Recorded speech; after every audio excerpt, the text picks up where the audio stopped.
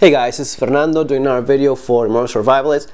In this case, replying to a message that I got through YouTube from a new channel subscriber. He was asking about, having all these questions, obviously, about bug-out bags. Why is it that you would need a bug-out bag? What's the purpose of it if you don't live in a disaster-prone area? Then he was asking about EDC bags.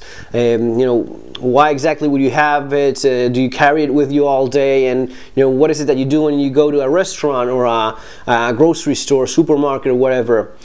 I thought it would be interesting to reply to that, because many of the new subscribers or people that are now interested in modern survival and preparedness may be wondering that same thing. In terms of the EDC bag, which seems to be one of those things, one of the videos I replied some time ago, a guy that was, "Wow, you carry with you all that stuff all day long, are you nuts?" As everything in life, it depends on how you look at it. For some people, let's suppose I'm going to be telling you, you're going to be carrying a gun all day long in your belt for the rest of your life, or almost for the rest of your natural life. And you're going to be carrying a gun, a radio, and handcuffs. Are you insane? Well, maybe you're just a police officer. Is it insane for a police officer to have that stuff with him, and even more so? Well, not. It is not. It's his line of job, and he doesn't think of it as something crazy. If you start thinking of everything that you do in terms of survival and preparedness as something crazy, of course you're going to be feeling that's just it. Now, if you think of it as normal stuff, and again, if it's not impairing you from living your normal life in any way, rather the opposite, rather making life more enjoyable, knowing that you can handle certain events, then there's really nothing insane or wrong with it.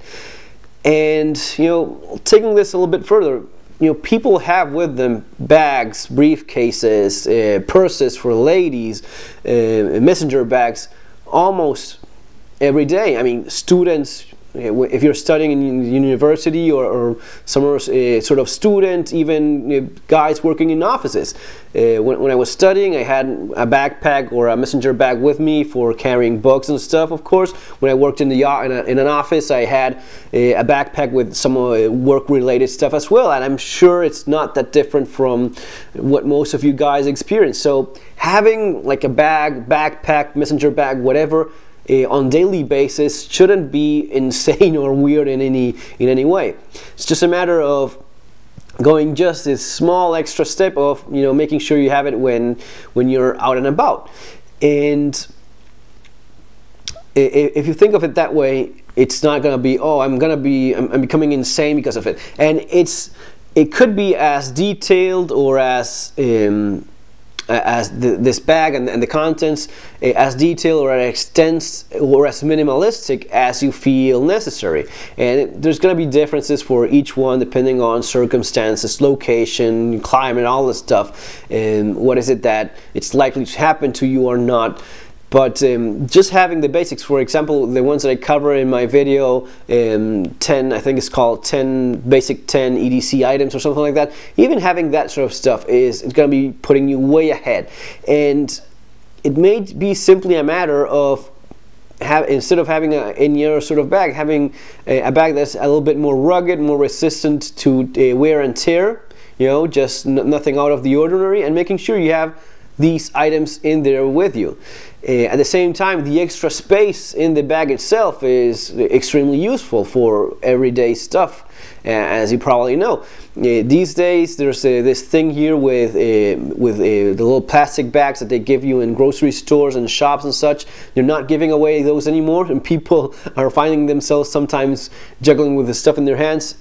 It's exactly a thing that makes a bag and the extra space in there available even more handy on normal tasks. And at the same time, you have there are stuff in there in case of an emergency. Just items that make things better in case of everyday inconveniences or more serious events. This person was asking, well, would you carry it with you in supermarkets? Nothing wrong with that. I mean, you can carry a backpack in a supermarket without a problem. Back in Argentina, where I come from, it's not that simple. They don't let you in many supermarkets or stores with a backpack because of the thieves and robbery and stuff. So you're generally asked to leave it like in little lockers right next to the security guy. I did that all the time. I just left my bag in there, locked it, was all things considered next to the guy that's running security. So you have a key locked, and it's very rare that those things get stolen, but no problem. And in other more civilized parts of the world, you just walk into stores, and if you don't look extremely suspicious, there's not a big deal. You may be wondering now, well, with what happened in Boston, terrorist attack, backpacks, still people carry backpacks every single day. It's just impossible. If you don't look suspicious, if you don't look like a freak in some other way, or you have that insane stare on you, really you're just another guy with a bag, with a messenger bag or whatever, and no big deal. It's not going to be a problem. You don't have anything illegal or anything like that in there. What's the big deal? So, and he was asking, well, if you go to a restaurant, do you have the bag with you? Why not?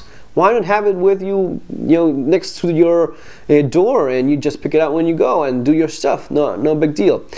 So that's in terms of EDC bag, the idea of it not being much of a problem and actually being extremely handy. If you like going to the range, shooting, you have your EDC bag, which is half empty. If you do things properly and have the extra space in there, maybe you put some shooting gear in there, and it suddenly becomes your shooting bag. Or maybe if you're a little bit more of a dedicated shooter, you have an extra range bag, which is most likely. But still, the thing is, it's just handy to have a bag with extra space in it for your stuff and your daily activities. In terms of bug-out bag, this person was asking, I live in an area that isn't prone to disasters. Why would I need a bug-out bag anyway?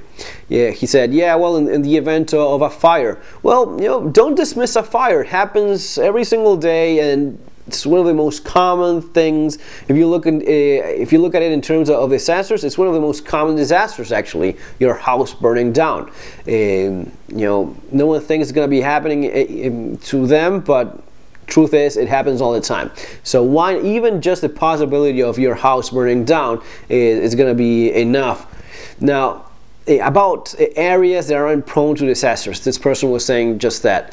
Maybe there's no earthquakes in your area. Maybe it's not a flood-prone area. In all these years that I've been doing this, I found that there's really very few places in planet Earth where they are completely,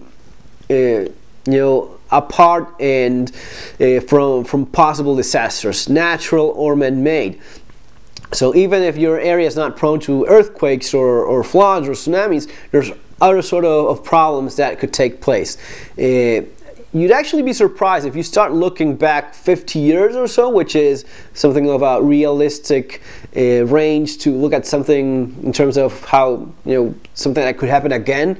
If you want to look at it that way, if you look at 50 years, you will find, I'm sure you will find some disaster of some kind that happened in that place. Extended blackouts or storms, or maybe your area is not prone for earthquakes, floods and such, and the more dramatic stuff. How about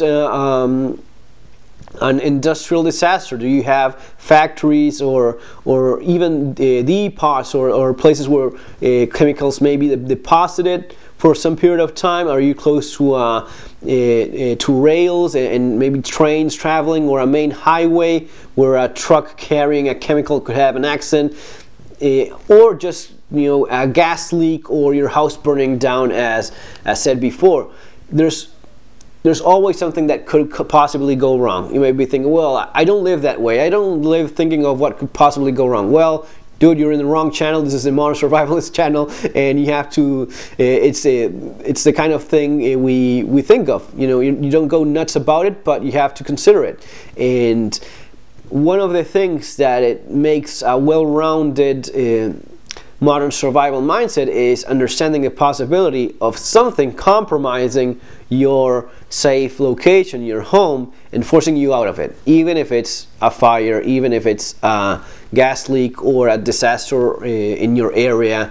that is forcing you to do so. There's always, trust me, there's always something. If you didn't find it, you just didn't look enough. But there's always something going on, and even if not, there's always a possibility of. So I digress. You really need a bug out bag, no matter what, tailored to your own specific needs, circumstances, again, climate, your type of family group. If you have babies, you will probably have some stuff for your babies, like diapers, baby food and such. But a bag, something that if something goes wrong, the house is burning down, you have to leave in just a minute, you get that bag and you leave. Would you have other stuff as well? Yeah, well, besides a specific bug out bag, a small bag with your documents, your passports, that sort of stuff. It is also what you would be grabbing if you just have to leave before the house burns down around you. But that's basically it, guys. That's basically why it is that you need a bug out bag. That's basically the idea behind an EDC bag with certain contents that I often make reference to. In terms of a bag with documents and your passports and such, I'm going to be covering that in another separate video. Going to be uploading it soon, because that's something that I also want to cover in terms of the different bags of the I'm not going home, I'm never coming back home bag and inch bag or whatever, and that sort of thing. Folks, take care, have a great day, see you soon on our next video.